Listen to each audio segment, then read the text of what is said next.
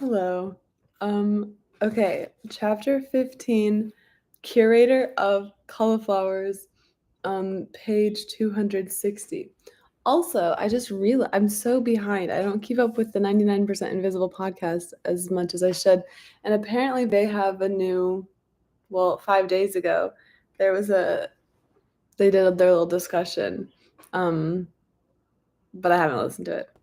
Okay, approval by the legislature in 1923 and 24 of the Department Consolidating Ballot Shortening Amendment recommended in the Reconstruction Commission report Moses had finished in his little apartment on West 87th Street in 1919 permitted its submission to the state's voters, who approved it in November 1925. Henceforth, of the state's top officials, only the governor, lieutenant governor, attorney general, and comptroller would be elected. Vicious legislative infighting over the laws necessary to implement the Consolidation Amendment, infighting in which Moses was the key behind the scenes figure, went on for another year. But the State Department law of 1926, while establishing 18 departments instead of the 16 Moses had proposed, was in its most crucial respects a restatement of the report Moses had written for the Reconstruction Commission 7 full years before. It consolidated within the 18 departments every one of the existing 187 agencies, forbade the creation of any new departments, and eliminated overlapping agency functions. When the constitutional amendments establishing the executive budget system and the 4-year gubernatorial term proposed in the Reconstruction Commission report were repassed, approved in referendum, and signed into law, the executive budget amendment in 1928, the 4-year term amendment in 1932, the report written in Moses's apartment became substantially unchanged. The administrative machinery of the state of New York. The fight had been a long one for Robert Moses. He had begun working on the Reconstruction Commission report in 1918 and had completed it in 1919.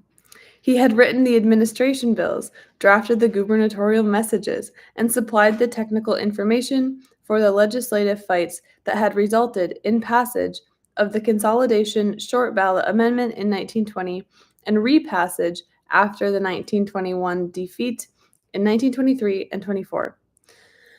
Following passage of the referendum in 1925, he had played a key role in the drafting of the State Department Law of 1926. The executive budget proposal did not start down the path to legislative and voter approval until 1926, and it was not enacted into law until 1928. But when it was, at the end of a decade of work for Robert Moses, the governor of the state of New York possessed at last the power the governor had always been intended to possess. Political scientists said so in the patois of political science. The reorganization released the executive's energy to provide the leadership required in the 20th century, one said. Al Smith said so in the patois of Al Smith. When the governor wants to talk about the state hospitals, he will have one man to talk to, he exulted. When he wants to talk about public parks, he will have one man to talk to. And the same way when he wants to talk about agriculture, charities, education. For the first time, he knew when he wanted to move the state down a particular path, he could make it move. Before his 4th term was over, against the tide of the 20s that blinded most of a prosperous nation to the needs of its urban masses, Al Smith had not only forced through a recalcitrant legislature measures that improved working conditions and reduced working hours for men, women, and children, but had also lashed state departments into enforcing the measures.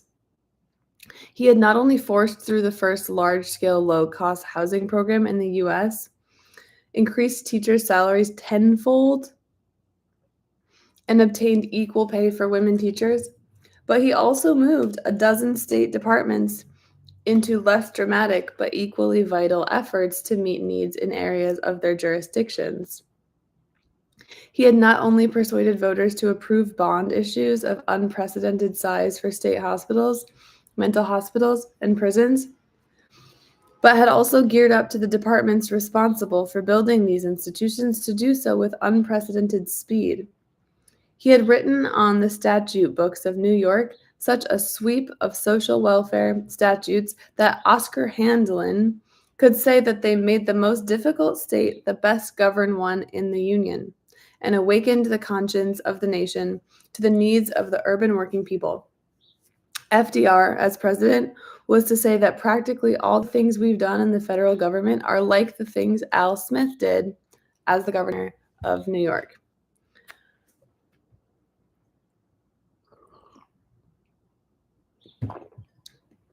Robert Moses himself was conspicuously uninterested in social welfare reforms. But these reforms would have been impossible of attainment without the executive budget and departmental consolidation and reorganization. Even more impossible of attainment would have been another Smith achievement. While expanding manyfold the state's role in helping its people meet their needs, he succeeded over the course of his 4 terms, in substantially cutting state taxes.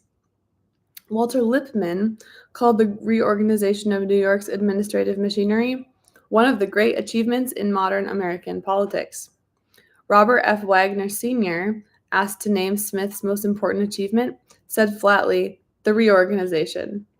And many other states modeled their reorganizations directly on New York's. Says Leslie Lippmann, author of The American Governor from Figurehead to Leader, the definitive study of the Department of State Government in America. New York is the great classic of the reorganization movement. In that classic, Robert Moses plays the leading role.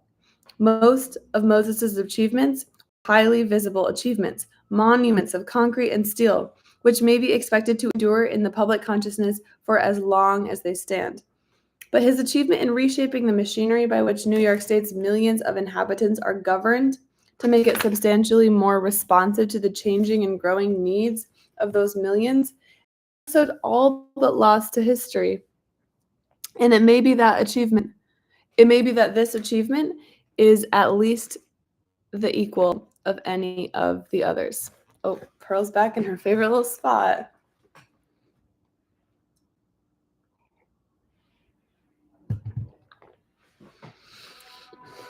This chapter is going to be so long. I was just turning the pages earlier, but I have to get all the way to 283 until the next chapter. So much cauliflower curating.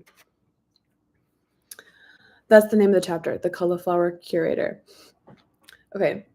Reorganization made the Department of State the catch-all repository for scores of minor functions that did not fit logically into any other department. The Secretary of State was made responsible for accepting and filing incorporation papers, compiling election results, and county-by-county enrollment figures, supervising the Hellgate pilots and the wardens of the Port of New York, and licensing auctioneers, private detectives, real estate salesmen, theater ticket agencies, and pool rooms. I'm wondering what the process is to give a license to a private detective. Like, do you have to test them on ethics? Do you test them on how well they can spy? I want a 1,162-page book on that. Unexciting as these functions were, they all required manpower. And manpower was jobs, and jobs were patronage. The Secretary of State would control a sizable harvest of the carrots that kept political workers straining at the ropes that pulled political machines. That was kind of a fun mixed metaphor. The Secretary of State would moreover, possess several functions that were not at all minor, including jurisdiction over the state's athletic, racing, and land office commissions. And Smith had announced that he intended to use the secretary as a coordinator of all state construction work, and as coordinator of the cabinet, that body of department heads, which, for the first time, was going to be meeting as a group to advise the governor, as, in fact, a sort of deputy governor with power second only to himself. Oh, that's the end of the sentence. So politicians of both parties raged when, in January 1927, Smith nominated Robert Moses as New York's first appointed Secretary of State. Democrats raged because Moses was a Republican, an independent Republican, according to the press, and Republicans indignantly denied the charge. Former GOP state treasurer and Nassau County estate owner Louis H. Pounds, calling him a political orphan. The depth and unanimity of the feeling transcended party affiliation. Moses had for years been either insulting or ignoring legislators of both parties, and now the legislature was being asked for under reorganization. The Senate had to approve key gubernatorial nominations to approve his elevation to the second most important post in the state. One observer says, when he walked down a corridor in the Capitol and past a group of legislators, you could see their eyes follow him as he passed, and you could see how many enemies, bitter personal enemies, he had. I really believe that Robert Moses was the most hated man in Albany. But Robert Moses didn't have to worry about enemies as long as his friends stuck by him. And his friends stuck. Smith's unprecedented popularity, proven by the ease with which he defeated Mills, a popular Republican running in a heavily Republican state, had given him unprecedented power in the state, and he let the Senate know that he would, if necessary, use every bit of that power on behalf of Robert Moses. He had, the governor said, been accepting help from Moses for years. Now, he just wanted to formalize the arrangement. GOP senators tried to find an issue by saying that no man should hold more than one high-ranking state job at a time. If Moses wanted confirmation, they said, he would have to give up his park posts. But, as a Brooklyn Eagle reporter put it, none of the objectors forgot for an instant that Alfred E. Smith is still the king, Mikado, or just plain boss of the state. The Democrats cannot openly object to his course and get away with it. The Republicans know that Smith will politically outjockey them if they don't watch every step taken in opposition to him. The result is that Robert Moses, despite all opposition, in all probability, will be confirmed. The Eagle and other newspapers throughout the state, with the notable exceptions of the New York Herald Tribune and Hearst's tabloids, helped strengthen. Okay, what's the deal with the Herald Tribune and Hearst? I'm so curious about that. Like, you know that Robert Caro sat in a library and was like, I've gotten down to the bottom of it. I'm so curious. Okay, so most of the newspapers helped strengthen the probability with a pan of praise. This is really embarrassing. I really should be better at pronouncing that word, but pan, P, the one that's all vowels, P-A-E-A-N, just like said a January 22 front page Eagle headline, patronage crowd soar, knowledge that Moses will buck them, chief basis for fighting him. News headlinees back in the day was crazy. 3 days to his L.I. Long Island Park fight, plan seen to shelf him to aid rich landowners. GOP senators were inundated with pro-Moses missives. In a sprawling hand on the back of a postcard, Howard D. Brown of East Islip wrote Senator George Thompson of Suffolk County, Mr. Moses did sidetrack the millionaire so the man on the street could get parks on Long Island. Your vote for him would be appreciated by all common people. Thompson hastily assured his constituents that his vote would indeed be for Moses. When, on January 31st, 1927, the Senate clerk called a general voice vote on the nomination, there was a loud chorus of nays. But when the clerk called the roll name by name, only 2 senators were willing to go on the record against it. That is so interesting. The appointment marked a first for Moses as well as for the state. Although he had been working on and off for various governmental bodies for 14 years, the secretary's $12,000 per year salary was the first time he had received on a regular basis from the government. It was the first salary, I mean, the first annual salary he had received from the government. I still can't believe he did all of this stuff for free. So crazy. It was, in fact, the first substantial salary he had received from anyone.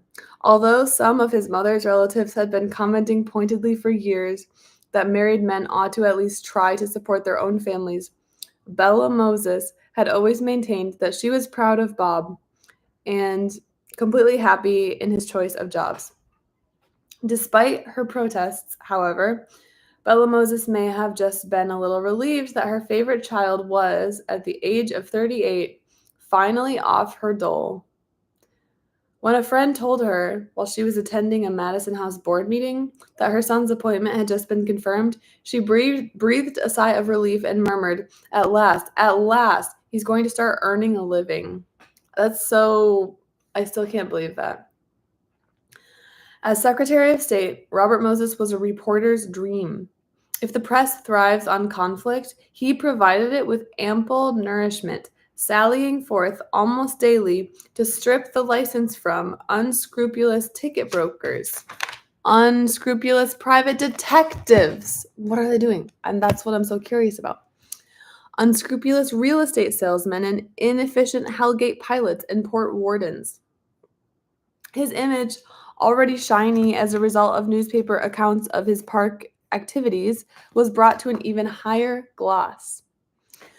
When Moses announced that he was fighting not only crooks, but something that the American mind loomed as a menace of approximately equal proportions, politicians, new highlights were added to his sheen. They didn't fade even when the ringing announcement was followed by a very dull thud, as it was in his attempt to make himself the state's boxing czar. I guess maybe now, like, cauliflower is the ear issue. So when he's the curator of cauliflowers, maybe it's a boxing injury cauliflower. I was totally imagining the vegetable. We'll have to see. Oh yeah, what's the fandom name? The Moseys? Yeah, boxing side quest. Have you read this? Do you know what the boxing side quest is going to be? Don't spoil it for me. I'm really excited. Okay, let's do it. Everybody get in the ring. Before reorganization, the State Athletic Commission had run boxing, and commissioneerships had been coveted by Tammany boyos since boxing promoters had learned the wisdom of crossing the commissioner's palms with free tickets, called Annie Oakley's. One of my favorite Annies of history. Annie Oakley's, because ticket takers punched holes in them similar to Little Sure Shot's bullet holes to distinguish them in the count from paid-for ducats. That was one of the most slangy ways to say that you would just punch tickets when you took them at the door. By 1927, in fact, sports writer W.O. McGeehan was noting that Annie Oakley's had become so common that customers of prize fights who wanted to be exclusive insisted upon paying for their tickets and getting them unperforated.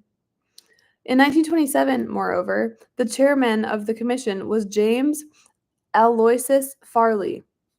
And Farley was carrying things to an extreme in cultivating friends, particularly among the contractors and politicians who might have occasion to use the services, or to have the city use the services of his burgeoning building materials company. Since it cost him nothing to entertain these friends with fight tickets, he cultivated many of them. Okay.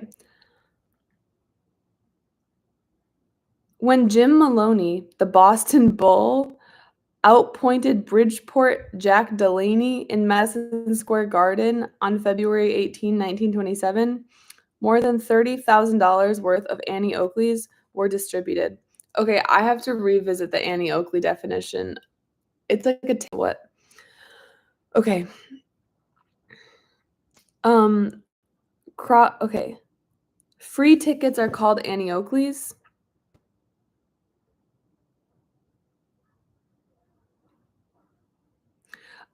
Oh, I see. Okay, I was imagining a different situation. Maybe I just have bad reading comprehension. Okay, Annie Oakleys are when a politician gives you a free ticket, they punch it like kind of like Annie Oakley shot her gun. They punch it with the hole punch. And so then the ticket taker sees that it's punched and then they say, "Oh, perfect. I'll let you in." But if someone had an unpunched ticket, that means that they paid for it themselves. And so if you have a hole punched thing, that meant that it was free. Sorry that took me a long time to realize. Farley, the chairman of the boxing commission or whatever, state athletic commission, a fast-rising political heavyweight who had never been accused of cramping his style with undue loyalty to the Marquis of Queensberry.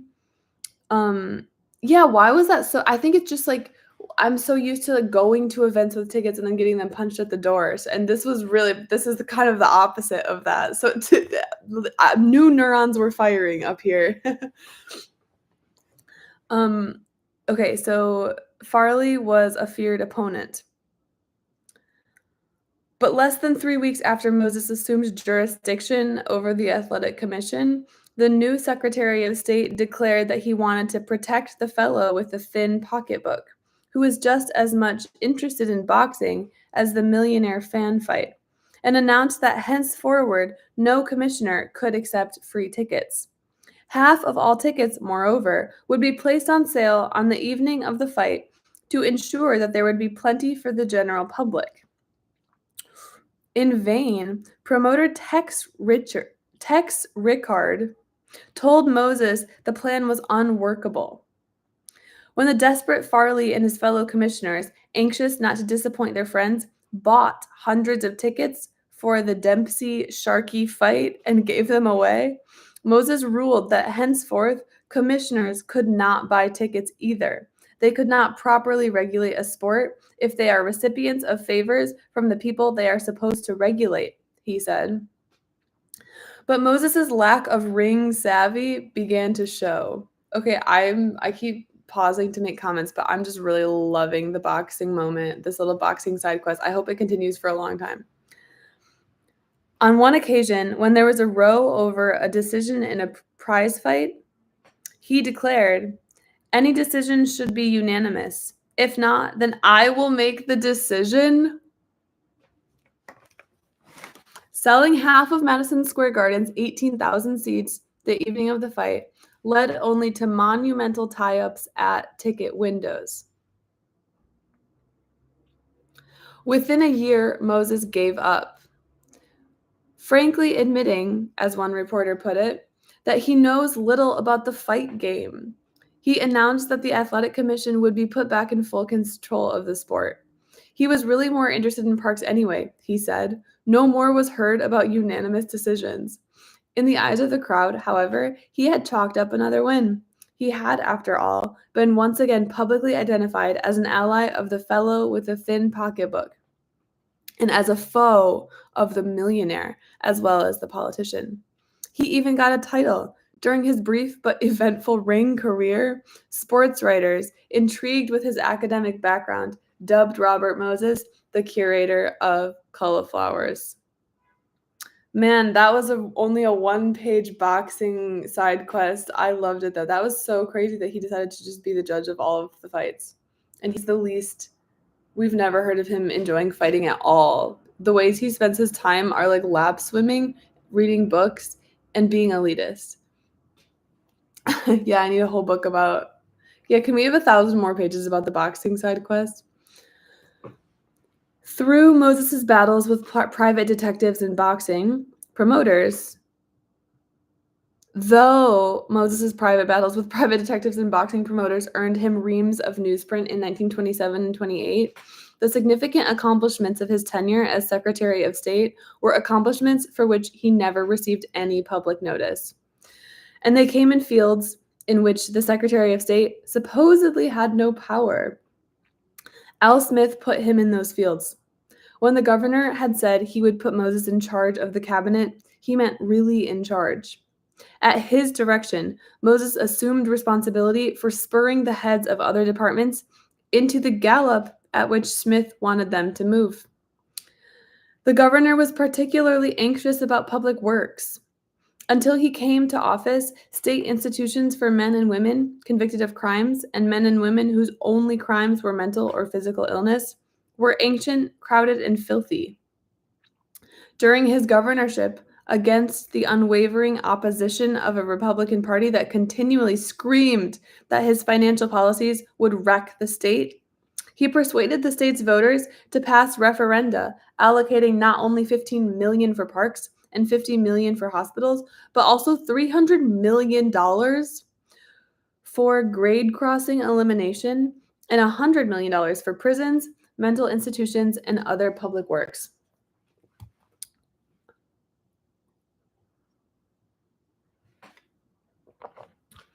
The buildings those bond revenues would buy would symbolize something to him.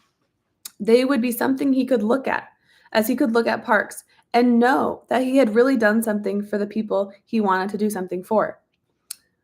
Okay, it's so funny how we've had this point hammered home like at least 3 times, maybe like 5 times. Like just the idea that Al Smith needs to see things. It makes him seem so dumb. Further, and this was no small consideration since he was as much a politician as a reformer, and now he had his eye on bigger prizes than a governorship. They would symbolize the voters of other states. He wanted those buildings finished. When progress on them was too slow, his solution was to make Moses personally responsible for speeding it up. Running the Department of State, playing a key role in reorganizing the state government, and creating, in a space of time unprecedentedly small, a state park and parkway system unprecedentedly large, might seem like a load large enough for one man to handle.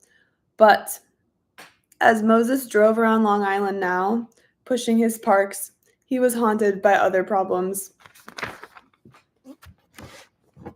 His secretaries, driving out from New York or Belmont Lake, would be trying to find him to deliver messages from Graves, the governor's secretary.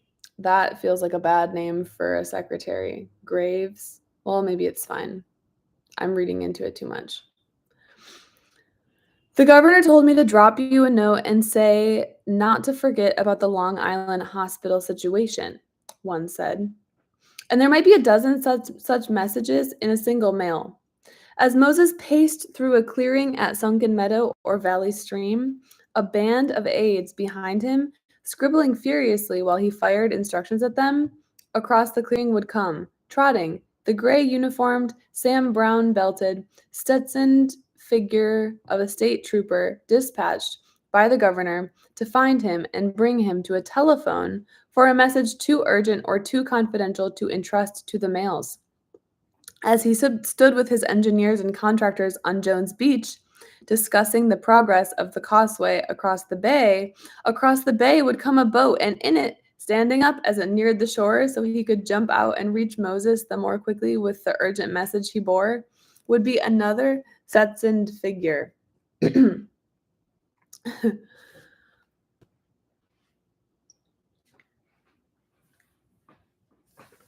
Moses had always possessed tremendous energy and the ability to discipline it.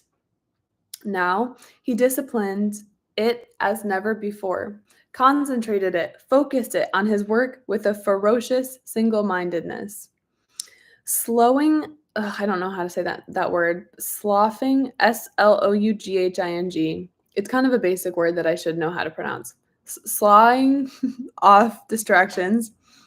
He set his life into a hard mold, shunning evening social life, especially the ceremonial dinners that eat up so much of a public official's time, He went to bed early, usually before 11, and awoke early. He was always dressed, shaved, and breakfasted when Arthur Howland arrived at 7:30 to pick up the manila envelope full of memos. The amenities of life dropped out of his. He and Mary, oh, okay, sound the alarm. Mary mentioned, let's go. He and Mary had enjoyed playing bridge with friends. Now they no longer played. Sundays with his family all but disappeared. He did not golf. He did not attend sporting events. He was not interested in the diversions called hobbies that other executives considered important because they considered it important that they relaxed. He was not interested in relaxing. Since he left to marry, the paying of bills and the selection of his clothes, even the hiring of barbers to come to his office and cut his hair, his resources of energy were freed for the pursuit of his purposes.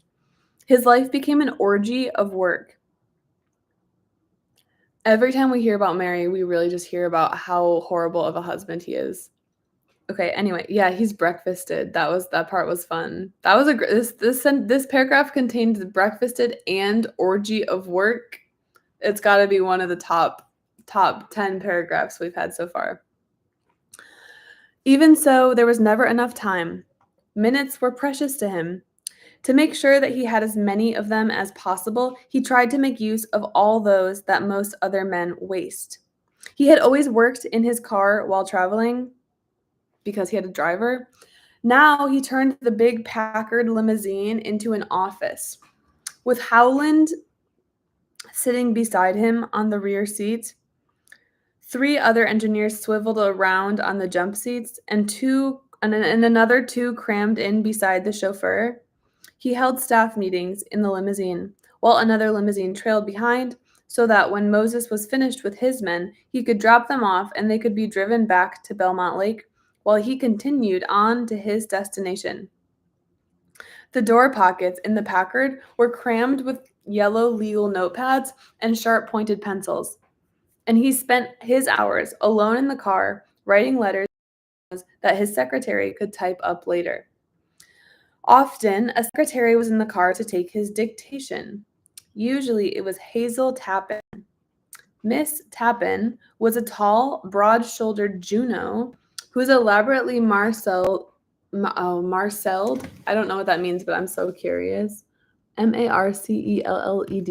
Marcelled, marcelled hair. Oh, it just means that it has that like 1940s type. You know, when the 1940s hair is like this, like it's like styled to have the same curl.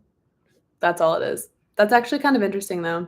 I've been total aside here, but so Wikipedia has some like weird content gaps that you don't always realize until you like start looking.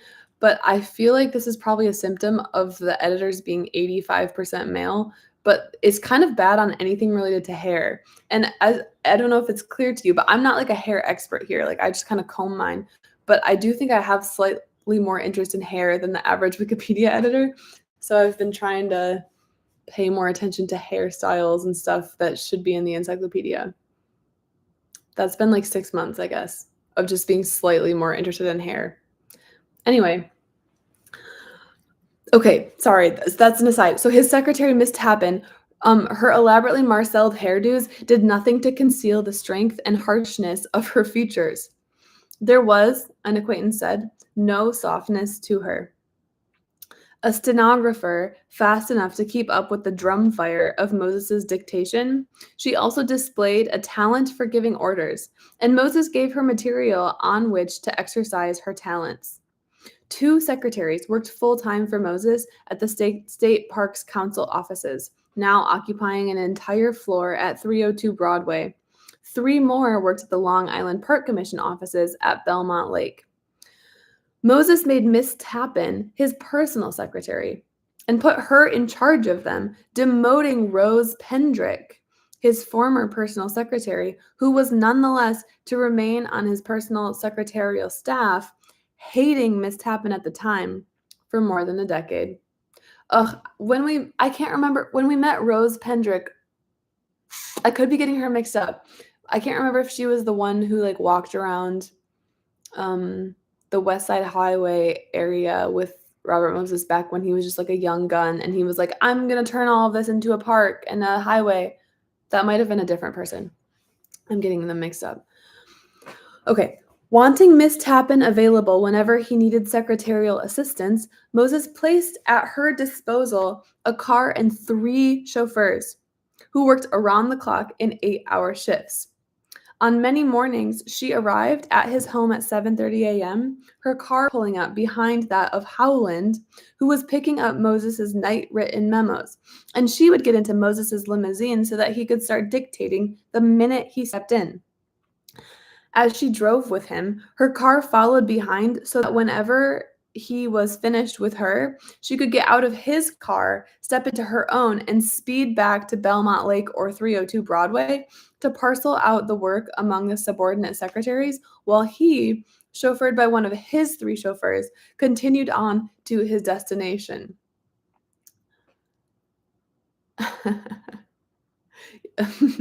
This is really crazy.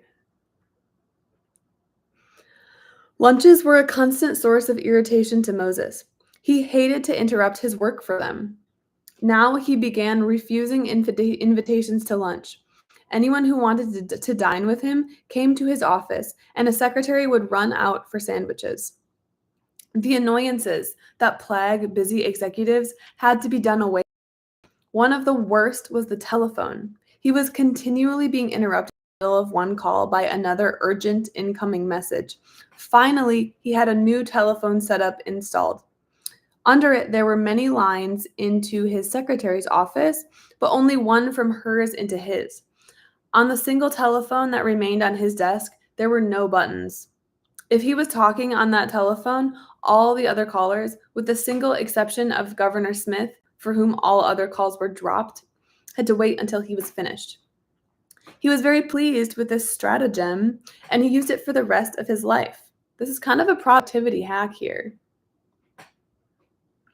The 5 governors who succeeded Smith and the 5 mayors of New York City for whom Moses would work for had to get used to being told that Mr. Moses would have to call them back. He could not talk at the moment because his line was tied up. This guy is a jobs program in himself. He doesn't even need to. Sorry, I can't talk. But yeah, he hires so many people, and think of how many drivers he has on staff because he can't drive. Then there were intercoms. He liked to see men face to face when he was giving them orders. His intercom was thrown out, and in its place on his desk, there was installed a panel with buttons that, when pressed, triggered a hard buzz in the offices of his top executives. When the buzzer sounded in an executive's office, he was expected to drop everything and get to Moses's office fast. He didn't want an intercom, says Assembly Speaker Perry B. Duryea Jr., who in 1962 succeeded Moses as president of the Long Island Park Commission and moved behind Moses's desk at Belmont Lake. When he hit that button, he wanted Shapiro at the door. I tried it, and I'll tell you, it certainly throws off an aura of power. You just press a buzzer, and you look up, and there's a man standing in your door waiting for your orders. I haven't heard of anything like this except for remember when Trump had a Diet Coke button? Like, he would press the button and get Diet Coke. There was briefly a Wikipedia article about specifically the Diet Coke button, but then people decided to just kind of wrap that information into the article about the Trump Oval Office or the Trump desk. There's also one Wikipedia guy. People really often specialize, and there's one person I've never met, but who is the person and on presidential desks. And there's kind of so much lore. Presidents choose their desks. And so sometimes some desks are really popular and they get chosen by a bunch of presidents, but some desks are really random and not that popular. And I remember George H.W. Bush chose a desk. I could be getting them mixed up, but I think he chose a desk that hadn't been used for a century. And yeah, there's just a lot of lore about presidential desks. And I had never really known that sort of fandom existed, but it does. Anyway, a third feature of Moses's office was his desk. It wasn't a desk, but rather a large table. The reason was simple. Moses did not like to let problems pile up. If there was one on his desk, he wanted it disposed of immediately. Similarly, when he arrived at his desk in the morning, he disposed of the stacks of mail awaiting him by calling in secretaries and going through the stacks, letter by letter, before he went on to anything else. Having a table instead of a desk was insurance that this procedure would be followed. Since a table has no drawers, there was no place to hide papers. There was no escape from a nagging problem or a difficult to answer letter, except to get rid of it one way or another. And there was another advantage. When your desk was a table, you could have conferences at it without even getting up. Presidential walking desk went, oh my gosh, that's gonna be crazy. The presidential desk fandom, which I think is just like one or two or three guys, they're gonna freak out. That's gonna be huge. I can't wait. I hope I live to see the day. Okay, anyway. Such techniques stretched out his already vast personal resources, but sometimes it seemed as if they had been stretched too far, that they must break under the strain. Also, yeah, wait, it's kind of fun that you guys have watched slowly more furniture change. This shelf is still empty, but I promise I'm going to fill it up. There were small signs of the pressure he was under. Often, too rushed to be careful when he was shaving, he would appear for early appointments with nicks still bleeding on his face. As a young man, his handwriting had been well formed, even his signature clear and legible. In the early 1920s, the handwriting began to scrawl. By 1928, it was generally almost totally illegible to anyone not familiar with it. Parts of the scrawl on yellow legal notepaper often could not be deciphered even by his secretaries, with the exception of Miss Hazel Tappan. She was, one of the secretaries recalled, the only person in the world who could read Mr. Moses's handwriting. And there were larger signs too. The fuse, always short, that ignited his temper and had the fuse that had ignited his temper had been chopped down to a nub. The broad smile with which he greeted underlings could disappear in an instant if their reports displeased him. The hard mask that replaced it would turn pale, almost white, as his rage mounted. And then a wave of deep red, almost purple, would seep up out of his collar and over his face. The palm of his big right hand would begin to smack down on the table as he talked, and his secretaries, listening outside the closed door to his office, trying to smile at each other, would hear his voice begin to rise. Lunging out of his chair, he would stride around the room, bellowing, his eyes wild, and sometimes as he walked, he pounded his clenched fist into the wall so hard that the skin was ripped from his knuckles. Oh my goodness, this I wonder if this has to do with the boxing side quest. Oblivious to the pain, he would sit back down at his desk and grab the next batch of papers with bleeding hands. This is a really insane part. I'm putting a little star next to that. If Moses's olive-tinted face had been both strong and sensitive during his youth and young manhood, now it was just strong.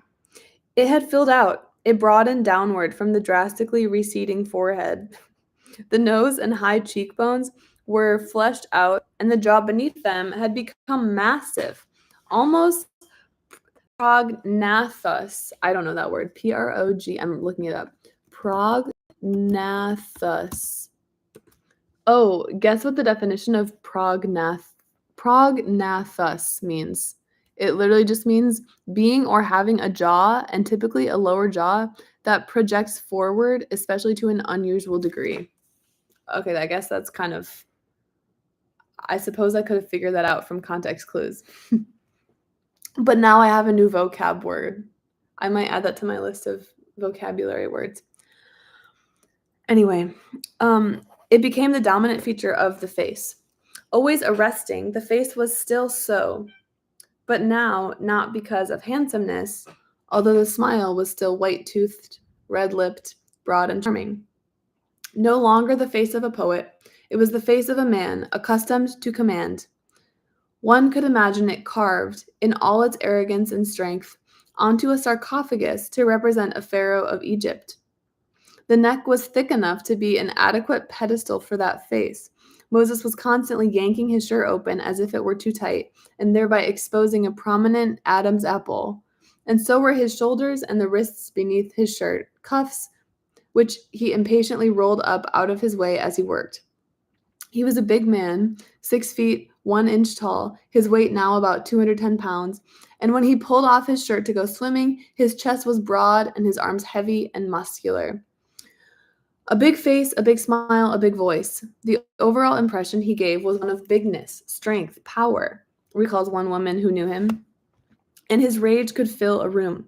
Some of Moses's former executives, long retired and out of his reach, were persuaded to discuss certain aspects of their relationship with Moses. But not one of them would discuss what Moses had said to him in his rages. To me, one executive said quietly, I don't want to discuss it ever. But one thing was certain. Earlier, Robert Moses had led men. Now he drove them. Okay, I've been reading for a long time. I'm going to finish this page, though, and then probably call it there. With women, Moses was unfailingly courteous. He was always a gentleman with us, says one of his secretaries. You could hear him yelling in his office, but if you went in to take dictation, you found him the same as usual, very fast as a dictator, but clear and with a pleasant word for you. And if he had time, he'd be very friendly. He'd start a conversation with you. He'd talk to you. Oh, he could talk to you. He could talk you into anything, that man. But occasionally the strain would tell even with his secretaries. Sometimes, as they typed a long, important letter, they'd glance up and Moses would be standing behind them, reading as they typed, too impatient to wait until they had finished. Sometimes, one recalls, when you got to the bottom of a page, he'd actually grab it right out of your typewriter. On a long, complicated letter, he would make a lot of drafts, and he'd stand right at your machine as you did each one, grabbing it out and making corrections. When Mr. Moses was around, says one secretary, you didn't go out to eat. You ate at your desk. And when he buzzed you, you left your lunch and went in. Quitting for the day at 5 o'clock was unheard of. When Mr. Moses was around, you just worked, period. If there was work to be done, you did it before you went home. Despite the courtesy and the friendliness, despite the admiration, too weak a term, they obviously felt for Mr. Moses. His secretaries found themselves awaiting the rasp of his buzzer as nervously as did his male executives. Water alone slackened the tautness of his existence. Water seemed to attract him. He changed his New York City office because he couldn't see a river from it, and when he moved into his new one, which afforded a sweeping view of the Hudson, he had his desk placed facing the window. When he was able to afford better living quarters in the city, he chose an apartment facing the East River. When he moved from that apartment, his sole requirement for a new apartment was to also face the river. In living rooms of both apartments were copies of Jane's Sailing Ships, that must be a book, and Moses would look up from his work whenever he heard a whistle from a passing boat and try to identify it. He would spend his evenings walking beside the river.